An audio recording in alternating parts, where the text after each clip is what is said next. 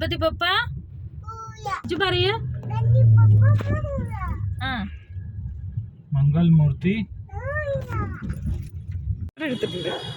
അപ്പൊ എല്ലാവർക്കും ഞങ്ങളുടെ പോന്നേലെ ഓണവിശേഷത്തിലേക്ക് സ്വാഗതം. എന്തിനാ ഇത്രയും നേരത്തെ ഇട്ടെന്നായിരിക്കും ആലോചിക്കുന്നുണ്ടാവുക. അറിയാം, ഓണം കഴിഞ്ഞിട്ട് റെസ്റ്റിലായിരുന്നു. നമുക്ക് ഓണം മാത്രല്ല കേട്ടോ, സ്പെഷ്യലായിട്ട് ഗണേശോത്സവം കൂടി ഉണ്ടായിരുന്നു. നമ്മളെ വിളിച്ചു വന്നിരിക്കണേമ്മ. ഉത്രാടത്തിന്റെ അന്ന് രാവിലെ നേരത്തെ തന്നെ പോയിട്ട് പച്ചക്കറിയും സാധനങ്ങളൊക്കെ വാങ്ങിച്ചിട്ട് വന്നു. ഉത്രാടത്തിന്റെ തലേ ദിവസം തന്നെ ഉണ്ടല്ലോ, നമ്മൾ കേരള സ്റ്റോറിൽ പോയിട്ട് വാഴയിലും ചേനയും കായും പിന്നെ പഴവും അങ്ങനെ ഒന്ന് രണ്ട് സാധനങ്ങളൊക്കെ വാങ്ങിച്ചിട്ട് വന്നു കേട്ടോ. നമ്മുടെ പഴനുറുക്ക്, ചിപ്സ്, മറ്റേ ശർക്കര വരട്ടിയൊക്കെ ഉണ്ടാവില്ലേ, അതൊക്കെ വാങ്ങിച്ചിട്ട് വന്നു. തലേ ദിവസം തന്നെ ഞങ്ങള് സദ്യക്കുള്ള ഒരുക്കം തുടങ്ങി കേട്ടോ. കാളനൊക്കെ അന്ന് രാത്രി തന്നെ ഉണ്ടാക്കി വെച്ചു. നമ്മുടെ കട്ടിംഗ് മാസ്റ്റർ ഒക്കെ ഭയങ്കര കട്ടിങ്ങിലാണ്. എല്ലാ പച്ചക്കറികളും എനിക്ക് അരിഞ്ഞു തന്നു കേട്ടോ. അച്ഛന്റെയും ഇമ്മക്കുട്ടിയുടെയും പുനയിലത്തെ ആദ്യത്തെ ഓണാട്ടോ. അതുകൊണ്ട് നമുക്ക് ഈ ഓണം സ്പെഷ്യലാണ്. തിരുവോണത്തിന്റെ അന്ന് ഉച്ചയ്ക്ക് ഉണ്ടല്ലോ 2-3 ഫ്രണ്ട്സും അവരുടെ ഫാമിലി ഉണ്ടായിരുന്നു കേട്ടോ സദ്യ കഴിക്കാൻ. ഒരുവിധം എല്ലാ വിഭവങ്ങൾക്കുള്ള പച്ചക്കറികൾ ഞങ്ങള് അരിഞ്ഞ് കവറിലാക്കി ഫ്രിഡ്ജിനകത്താക്കി കേട്ടോ. പലരുടെയും മനസ്സിലാവും, കുട്ടികളെ നിങ്ങൾ എങ്ങനെ മാനേജ് ചെയ്യുന്നു, ഇത്രയും പച്ചക്കറിയുടെ ഇടയിൽ കുട്ടികളെ കാണാറുണ്ട്. ഇപ്പൊ കാണിച്ചുതരാം. അപ്പുറത്തെ ആ ഹാഫ് ഡോർ കാരണം കൊണ്ടുണ്ടല്ലോ ഇങ്ങോട്ട് വരാൻ സാധിക്കില്ല അവർക്ക് കേട്ടോ. ഇങ്ങനെയുള്ള പണി സമയത്തുണ്ടല്ലോ അവര് ഒട്ടും നമ്മളെ അടുക്കളേക്ക് അടുപ്പിക്കാറില്ല. കാരണം എന്തിലൊക്കെയാണ് അവരെ കൈയിട്ടിട്ട് മാന്തുന്നത് പറയാൻ പറ്റില്ല. ചിലപ്പോൾ നമ്മൾ നമ്മുടെ പണിത്തിരക്കിലുണ്ടല്ലോ എന്തെങ്കിലും കാരണവശാൽ അവരെ നോക്കിയിട്ടില്ല, ചിലപ്പോൾ നമ്മുടെ കണ്ണെത്തിയിട്ടില്ല എന്ന് വരും. മനുഷ്യനല്ലേ, പറയാൻ പറ്റില്ല. ആ സമയം കൊണ്ട് അവർ എന്തൊക്കെ ചെയ്തു വെക്കുന്നുള്ളത് നമുക്ക് പ്രഡിക്റ്റ് ചെയ്യാൻ പറ്റില്ല അല്ലെ. അപ്പൊ അതൊരു പ്രിക്കോഷൻ എന്ന രീതിയിൽ ഞങ്ങൾ അവിടെ ഫെൻസിങ് ചെയ്തത്. അന്ന് ഇത് വെക്കുന്ന സമയത്ത് കുറച്ച് വിഷമം ഉണ്ടായിരുന്നെങ്കിലും ഇപ്പൊ എനിക്ക് തോന്നുന്നത് നന്നായി. അതെ, നമ്മുടെ കാളന്റെ പണിയെ കഴിഞ്ഞിട്ട് പച്ചക്കറി അരിയാനിരുന്ന ഇടം ഭയങ്കര വൃത്തികേടായിട്ടായിരുന്നു കിടക്കുന്നുണ്ടായിരുന്നു. പ്രത്യേകിച്ച് ചേനയിലത്തെയും മറ്റ് പച്ചക്കറിയിലത്തേക്ക് മണ്ണും വെള്ളം എല്ലാം കൂടി കലർന്നിട്ടുണ്ടല്ലോ ശരിക്കും ഒരു കണ്ടം മാതിരി അവിടെ കിടക്കുന്നായിരുന്നു കേട്ടോ. കണ്ടം പറഞ്ഞു കഴിഞ്ഞാൽ നമ്മൾ പാടത്തിനാണ് കണ്ടം എന്ന് പറയുന്നത്.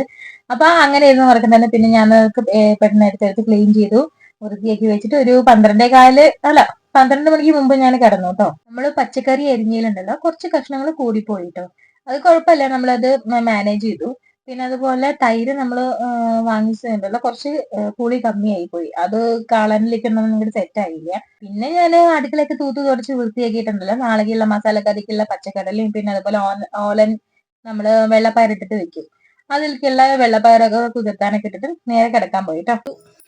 അതിന് വറുത്തിട്ടിട്ടില്ലേ കാളൻ.